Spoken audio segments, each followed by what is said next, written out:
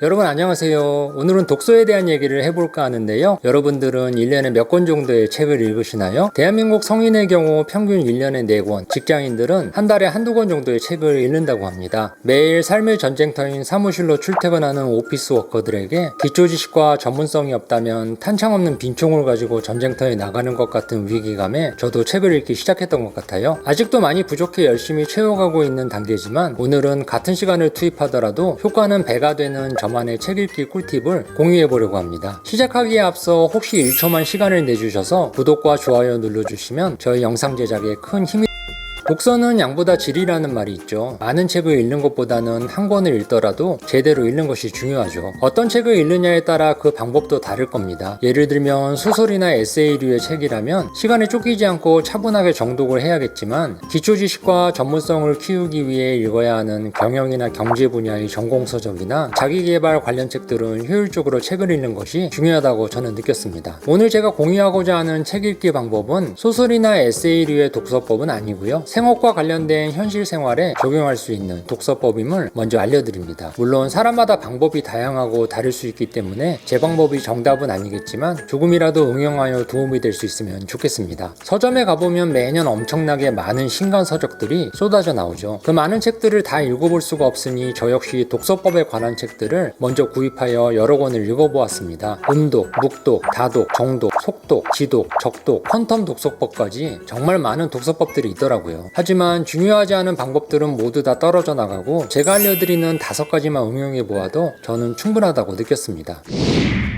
먼저 첫 번째는 순서 파괴입니다. 책을 읽어 나가는 순서부터 파괴하는 건데요. 책을 열어서 목차부터 보고 원하는 페이지부터 읽어 나가는 습관입니다. 대부분은 책을 구입 후 1페이지부터 순서대로 읽어 나가죠. 그런데 책을 읽어 나가는 목적성을 생각한다면 과감하게 순서와 방법을 바꿀 필요가 있다고 저는 느꼈습니다. 평소에 부족한 지식에 대해 갈증이 났던 부분이나 또는 목차를 봤는데 정광석처럼 눈이 번쩍 뜨이는 헤드라인을 발견했다면 도화선에 붙은 열정이 꺼지기 전에 해당 페이지부터 먼저 열고 읽어서 관련 지식들을 일단 꿀꺽 삼키고 보는 것이죠. 그리고 나서 나머지 부분들은 순서가 조금 바뀐 채로 순차적으로 읽어나가도 충분하더라고요. 두 번째는 동사 먼저입니다. 행간을 읽어나갈 때 동사를 먼저 찾아내 동사 위주로 읽는 것인데요. 보통 속독법에 관련된 책을 보면 책을 빨리 읽기 위해서는 대각선 방향으로 읽으라고 하죠. 저는 페이지에 머무는 시선의 방향성도 중요하지만 한 줄 한 줄 라인을 따라 읽어나갈 때 문장의 해독과 해석이 아니라 문단의 메시지 파악이 더 중요하다고 생각합니다. 즉 작가가 말하고 싶어하는 내용을 파악했다면 빠르게 다음 문단으로 넘어가면 되는 부분이죠. 그러기 위해서는 문장에 배열되어 있는 단어들 중에 동사를 먼저 찾아내는 습관이 들면 1.5배 정도는 더 빠르게 내용 파악이 가능한 것 같았습니다. 세 번째가 정말 중요한데요. 세 번째는 패킹리스트 효과를 만드는 것입니다. 화물 컨테이너 안에는 무수히 많은 수출입 품목들이 담겨있죠. 이렇게 많은 품목들도 일목요연한 패킹리스트 한 장이면 한 방에 모두 깔끔하게 정리가 되는데요. 중요한 내용은 바로 한 줄로 압축하여 반드시 메모 리스트업해 기록화하는 루틴을 만드는 것입니다. 저는 기록화되지 않은 독서는 말짱 도루묵이라는 시행착오를 뼈저린 경험을 통해 깨달았는데요. 이걸 검증하는 방법은 의외로 간단합니다. 책꽂이에 꽂혀있는 여러분들의 책들 중에 혹시 1년 전에 본인이 읽었던 아무 책이나 한 권 뽑아서 아무 페이지나 펼쳐 읽어보면 분명히 내가 읽었던 책임에도 불구하고 내용은 기억나지 않고 마치 새 책 같은 느낌이 들어 당혹스러웠던 경험이 누구나 있을 겁니다. 이러한 현상은 본인의 기억력이 부족해서가 아니라 우리 뇌 속에서 발생되는 자연스러운 현상인데요. 사람은 수집되는 정보들 중 과반이 넘는 55%에 해당되는 정보들은 시각을 통해 습득합니다. 그런데 이 시각을 통해 받아들이는 정보들이 뇌 속에 잔류하는 속도가 가장 짧습니다. 쉽게 말해 가장 빨리 망각을 한다는 거죠. 반면 행동을 통해 습득하는 정보들은 쉽게 망각하지 않고 오래도록 뇌 속 깊은 곳에 잔류하며 평생을 활용할 수 있는 정보의 특성을 갖고 있는데요. 예를 들면 운전하는 방법, 악기 연주하는 법, 요리하는 방법 같은 행동으로 익힌 정보들은 오래도록 사용하지 않아도 숙련도는 다소 떨어지겠지만 망각을 하진 않잖아요. 독서도 마찬가지겠죠. 피 같은 시간을 할애하여 소중한 책을 열심히 읽었는데 결과적으로 책의 내용이 1년 발현도 안 되어 뇌리 속에서 중리수처럼 모두 증발해버린다면 이보다 더 억울한 일이 어디 있겠습니까? 그렇다고 매번 책 읽을 때마다 책상에 각 잡고 앉은 상태로 머리 싸매고 노트 필기해가며 책을 보기도 현실적으로 녹록치 않은데요. 의외로 쉽게 기록하는 방법이 있습니다. 저 같은 경우는 중요한 내용은 무조건 한 줄로 압축하여 스마트폰의 기본 메모 앱의 패킹 리스트처럼 뷰렛 포인트로 리스트업 후 DB화하고 있습니다. 요즘은 굳이 손가락으로 타이핑하지 않고 음성인식의 정확도가 높아져서 편리하게 메모를 남겨 편집하고 있어요. 아무리 긴 문장이나 문단도 이렇게 프레스처럼 한 줄로 압축해버리면 중요하지 않은 내용들은 자연스럽게 다 떨어져 나가고 정말 중요한 핵심 포인트 한 줄만 남게 되죠. 아울러 카피라이팅 능력도 날이 갈수록 발전하게 되니 그야말로 일타쌍피, 일거양득입니다. 한 줄로 쉽게 압축하는 방법도 알려드릴게요.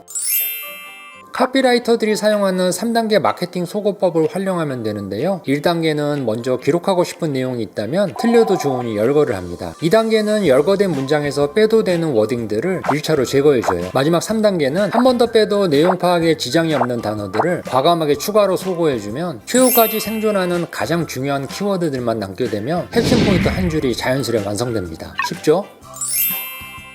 메시지는 병에 담지 말고 잔에 담아 전달하라는 말이 있듯이 이렇게 한 줄 한 줄 뷰렛 포인트 형식으로 압축해 모아놓은 리스트업 메모들은 나중에 열어서 보더라도 뇌리 속에 박제가 되고 시간이 지나면 DB화되어 소중한 나만의 지적재산으로 단단하게 구축이 됩니다. 키워드로 검색하기도 쉬워서 나중에 해당 내용을 찾기도 수월하죠. 요즘 시대에는 뭔가를 무에서 유로 만들어내는 창조력보다 편집과 연출 능력이 더 중요한 시대라 이렇게 기록화된 개인의 지적재산들은 마치 요리할 때 사용되는 재료나 소재로 의 위력을 발휘하거든요.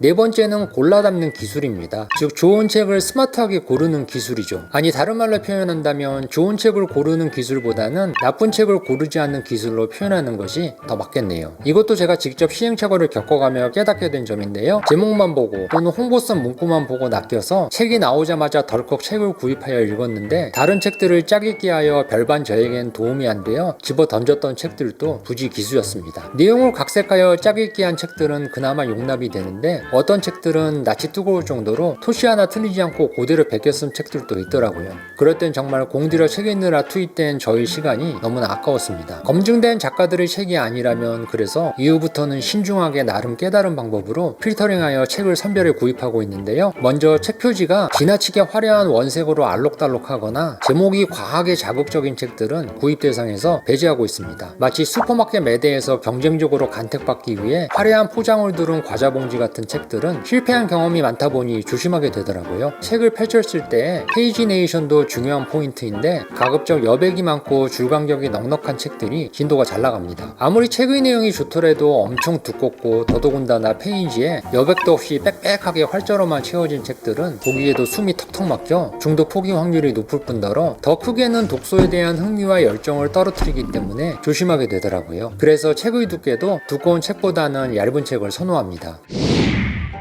마지막 5번째는 동시에 여러 권을 읽는 다독하기입니다. 예전에는 저도 성격 때문인지 반드시 한 권을 깔끔하게 끝내고 다른 한 권을 읽어야만 직성이 풀렸는데요. 많은 분들의 성공 사례를 통해 저도 유연성과 탄력성을 가지고 여러 권을 동시에 읽는 다독을 시도해봤는데 결과적으로 훨씬 효과적이라 저는 이 방법을 추천드리고 싶습니다. 일단 여러 권을 분야별로 읽게 되면 지루하지가 않더라고요. 또한 작가의 시각에 따라 다른 각도에서 동시에 바라보고 생각해볼 수 있어서 나만의 가치관을 확립하는 데 도움이 되는 것 같았습니다. 이렇게 여러 권의 책들을 동시에 읽게 되면 가끔은 독서 난이도가 높거나 진도를 뽑기가 어려운 책들을 만나게 되는데요. 저는 이럴 때는 무리하게 꾸역꾸역 억지로 힘들게 그 책을 읽지는 않고요. 그냥 과감하게 멈추고 다른 책으로 갈아탑니다. 다독은 이렇게 대체하여 읽을 수 있는 책이 있다는 점에 안도하며 부담 없이 독서에 집중할 수 있게 되더라고요. 아무리 유명하고 좋은 책이라도 저희 배경 지식 수준이 따라가질 못해 완독에 실패하더라도 다른 책에서 더 큰 소득을 얻을 수 있다면 자연스럽게 리스크 해칭이 되며 독서에 대한 열정을 이어나갈 수 있을 것 같았습니다. 누구나 100점 받기는 어렵지만 조금만 노력하면 80점 정도는 노려볼만 하기에 저는 10권 중 8권만 완독을 해도 저 자신을 칭찬해주고 싶더라고요.